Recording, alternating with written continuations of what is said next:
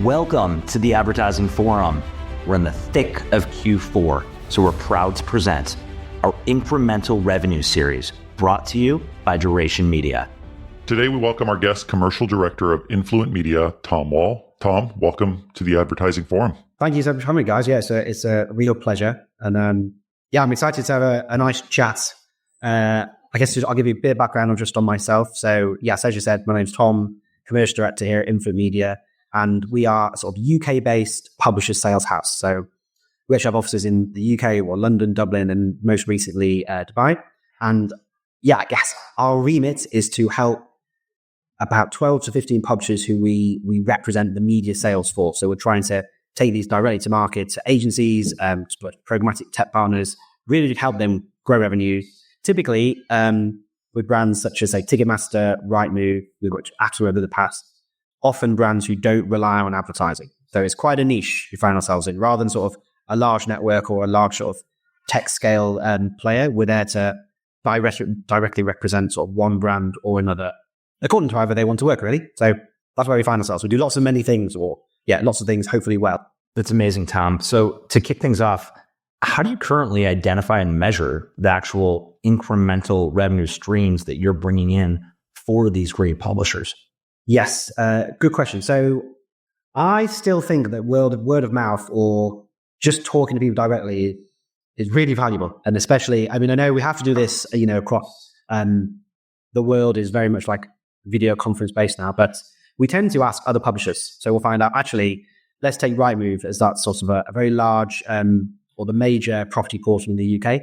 We will find out, similar publishers that sit in that space, who are they working with? Are they just onboarded a new tech partner that works really well for them? Are they seeing that they've suddenly started to see an increase in revenue from a certain sector of the marketing world that we're not seeing, or they've implemented a new format? So we do think that actually, be it drinks, be it conferences, just chatting to sort of the rest of our peers industry really, really helps. Otherwise, I guess we tend to try and speak to or try and integrate with partners we know who aren't going to cause too much disruption. So again, what do you mean by that? So we let's take Ticketmaster, for example. Our job is to help them drive extra revenue from the display assets they have on site. We have to be very, very careful of not interrupting the ticket buying process.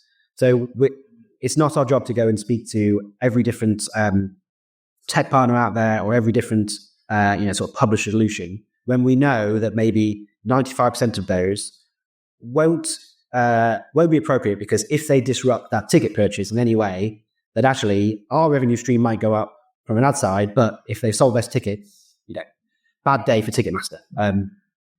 So yeah, we have to just be really, really careful. So actually, if we can work with providers that sort of enhance what we're already doing without disrupting it, that's a real key thing. I guess to contextualize that, we wouldn't suddenly introduce video or a skins partner or some sort of immersive, AI-based, tech provider if we think it's just going to disrupt that on-site process. Rather, can we make our current media stack just work harder? Does that make sense? Yeah, that does make sense. So what strategies have been most effective for you? So, this duration sequencing technology has been really useful for us, just allowing us to generate those additional sort of incremental impressions. But because I have this GAM integration, we have complete control. So we're not forcing in new ad slots. We're just saying, actually, we have a lot of times maybe throughout the year where lots of different clients, maybe from the same vertical. Let's take mortgage lenders who are trying to promote their mortgages, people moving home. During the spring in the UK, there's always a bit of a boom there. So we always see an increase in campaigns revenue that's just driving up, I guess, or driving trades to Rightmove. With Duration's technology, we're able to really just forecast and then deliver extra or more impressions. And of course, more simple impressions, the more revenue for the publisher. We haven't had to add in new formats to site. We haven't had to create new content, or we haven't had to try and onboard a new technology, which is something completely different. Actually, we're just making more of what we've got. So it's been really, really useful. And because they do have this GAM integration, we just have complete control, which is quite nice. Rather than say, you're plugged into the header bidder, we're hopeful that revenue is going to increase, but we're not sure about the ads that are going to be pulling through, or all the things that we can't control, it's helped us there. Tom, you gave us a great example. We often talk about the importance of, user experience, but also trying to generate as much possible revenue as we can from our technology partners, from our demand partners, while maintaining that, really healthy user experience, one where, truthfully, we don't churn these clients out, right? The most important thing is these users are here, they're engaging, they're, viewing more content or interacting with your page more. So how do you specifically work with particular partnerships or technologies that promise incremental revenue? And how do you work with companies like Duration Media to make sure that you're retaining these users, they're sticky on the site, and then you're also maxing out as much revenue as you can? So, good question. I always get nervous when someone promises me revenue. So that's the first hurdle I would try and overcome of actually, can I understand what the technology is doing? I think the example, and we do use it a lot, duration sequencing products. So I'll stick to that if I may. But the examples would be if we have a brief that maybe asks for a particularly high viewability score or particularly high CTR benchmark that typically maybe we might not be able to achieve on some of our publishers.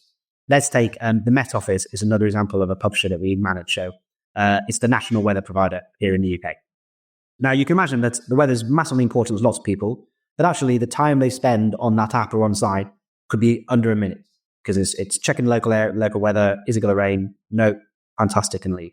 So if we have briefs where actually we need to hit the viewability targets or CTR targets or just sort of dwell time, even attention, time spent with a brand, but the weather's really important to that client, that could be a struggle for us if we know that the Met Office is doing a fantastic job of delivering that information, but there's no need for someone to stay particularly long.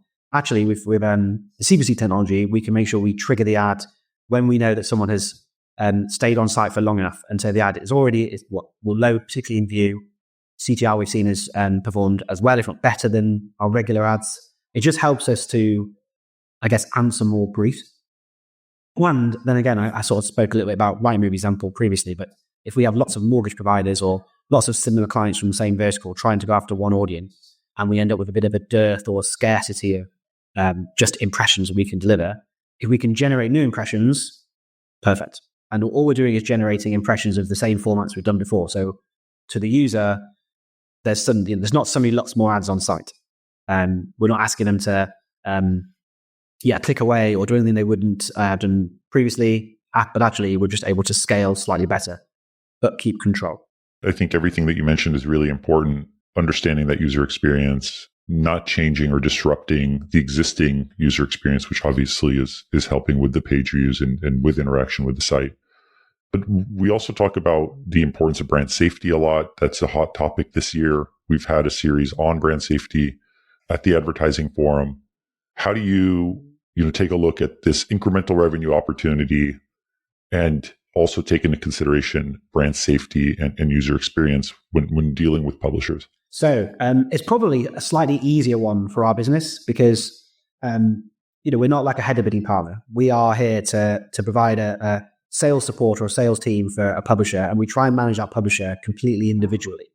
So we could still be the case that 80% plus of the revenue we're driving for a publisher is maybe managed service or like IO to IO, possibly PG.